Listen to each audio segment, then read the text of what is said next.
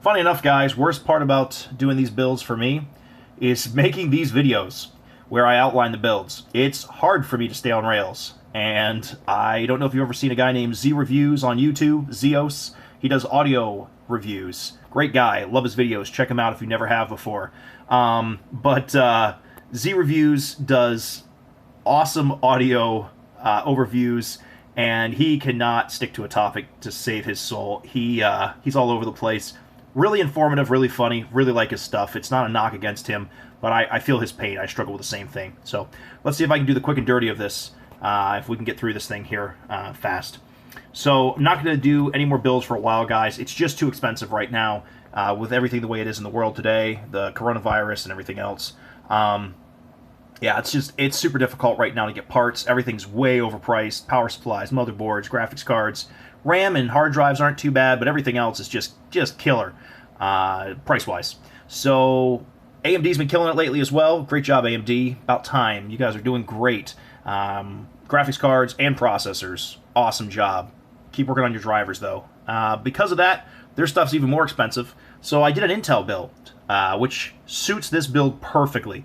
We're running an i5 9400U for the processor, a 937 or let's see, Z390. Sorry, motherboard. There we go. By MSI, running an Asus 5600 XT graphics card. Great graphics card. 3-fan setup. Lots of cool air flowing over the heat sinks there. Love that graphics card. 5600 gives you excellent 1080p gaming at Ultra, and gives you reasonably good 2K gaming if you can temper your expectations. We're talking high games with some of the extras turned down.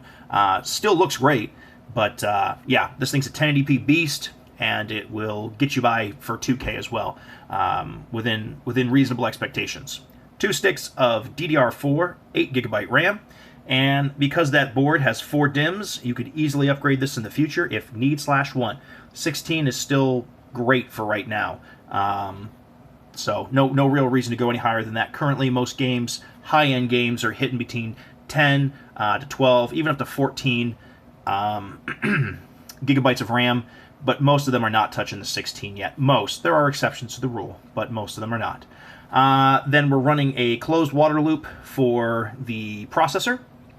It is a dual slot radiator there in the front, so not just using one of the single 80-120 millimeter. Nope, running 2 of them. So full-size radiator, and then M.2, 256 gigabyte, perfect for your operating system.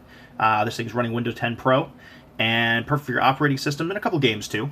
And then I've got a 2 terabyte traditional hard drive in the front bay here, 7200 RPM, 64 megabyte cache.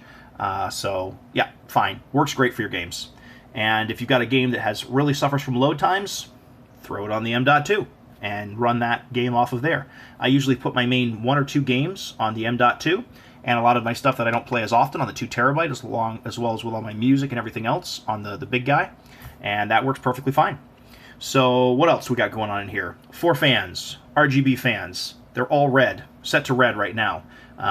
It looks white because of overexposure from the camera. I'm sorry about that, but the motherboard actually has some red lights behind it that glow softly. Cool effect.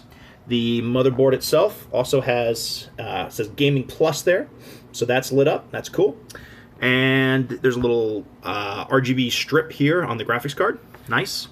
Using some all-metal, heat-treated emblem logo things there for the Deadpool head. This one here, these guys are used in magazine wells on AR-15 rifles, so they are heat-treated. They are made to withstand hot temperatures. So is the adhesive. This guy here's automotive quality, automotive grade, so also made to withstand weathering and heat. I use these things inside my builds. They last a long time, they hold up really well, and I like the way they look. It's more than just a sticker. I like the raised metal decal more than just the stickers. Got our little Deadpool down there, looking all comfortable and smug.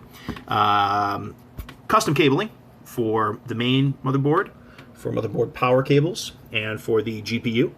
So, and then there's actually custom cables. It's hard to see for your SATA cables. I've got 3 SATA cables plugged in, all of which are running to the front bay that's down here.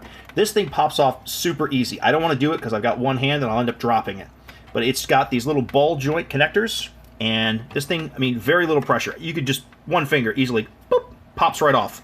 And then you've got a drive bay down here. I've got the one hard drive in there now. There's room for a second hard drive, full-sized, and then there's room for an SSD on top. I've got 3 SATA connectors already plugged into the motherboard, all right there, and the power plugs there too. So upgrading your hard drive, super, super simple. Comes off easy, goes on easy, no problem. Got intakes, top and bottom, good sized ones too. On the top, RGB power strip, RGB button to change the color on that. And the case actually has a RGB light here as well. And it looks like just light bleeding through, but it's not. It's actually a separate light there, like an accent light. So maximum effort there. One of the things that I did, again, everything looks a little whiter in here than it should because of overexposure from the camera, but there's actually a secondary RGB strip that runs on the inside of the tempered glass here, along the frame. I've got that one set to white. You can kind of see it back there. There it is. And what that does is it illuminates the interior. So everything inside's got that nice black and red aesthetic, and lots of red RGBs in there. And then that light actually makes the whole thing very visible inside. So again, it does not look this stark when you're sitting here actually looking at it in person. It has a perfect mixture of kind of muted, darker muted colors as they should be, but it's lit where the interior is easy to see. So yeah, that's the case, and it's a great build. I mean, it runs very, very well. It runs cool too, with a dual radiator there on the front. Not much warm air actually gets in here. I couldn't put the radiator at the top because there's just one spot there, so I didn't want to use a single radiator. I wanted to do the dual radiator setup. So I've got the radiator in the front there. But because the i5 is not putting out that much heat, not much heat's actually getting into the case. And then when you consider the fact that the graphics card has a 3-fan setup, pushing cool air, or pushing the air over top of the heat sinks, the interior of this case does not get that warm. I've had other builds that are technically set up better with their heating and cooling, and it gets hotter than this one does. So given the components, this orientation, this layout works fine for this build. It may not for other builds, but for this build it works perfectly fine. What else? 650 watt EVGA power supply in there. There's a shroud on top of it so you can't see it. I prefer it that way. It's oriented facing down, so it's sucking cool air in from underneath and ejecting out the back. It has a total of 8 USB plugins, has a USB-C on the back as well. Also has, there was something else that I really liked about this motherboard that it did. We can see if we can take a look back there. Not promising we'll see much. No, I guess that was it, just USB-C. And then as far as the graphics card goes, it has 4 connectors. You got 3 of the DisplayPort and 1 HDMI. Cool. That's the build in a nutshell. Here, let's turn on our monitor. Got a Razer Basilisk Hyper X, Razer Basilisk X Hyperspeed. Love this mouse, reasonable price, and while it's wireless, it functions near identical to a wired mouse. I don't get any lag or anything else. I really like that. And then I'm using a Corsair.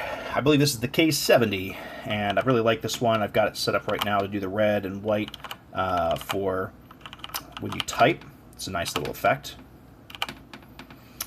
All right, and got Borderlands pulled up. It's been running this whole time. Oh, the computer runs really, really quiet too. I mean, it's been sitting here running Borderlands in the background on Ultra, and yeah, it's nothing's revving up, spinning up. So right now I've got it at 1080p. I've got it at full resolution, and I've got everything on Ultra, and we're getting 110 frames per second. 109, 110, all the way up to 115. Gun's firing right now. Doing just fine. So, out of ammo. Hello, my pet. So, yeah, it has no issue at all doing 1080p gaming. It will do 2K gaming as well, again, at high settings, and you could easily upgrade the system down the line if you wanted to make it 4K gaming build. Yeah. And that's pretty much it, guys. I actually kept this under 10 minutes, so I'm proud of myself. If you have any questions, this is a 27-inch monitor and IPS panel. It's perfect. If you're gaming at 1080p, you don't want a 32-inch monitor. You really don't. You're going to start making out individual pixels then. 27-inch curved monitor, when you're sitting close enough to reach out and touch it, is just fine. You're getting immersed. I do have an RGB strip running behind my desk there to give that red glow. Yeah, I think that's pretty much it. So if you have any questions, just hit me up in the comments below. Let me know. And sadly, yeah, it's going to be a while before I do another build here. Just too expensive, but I'm happy with how this one turned out.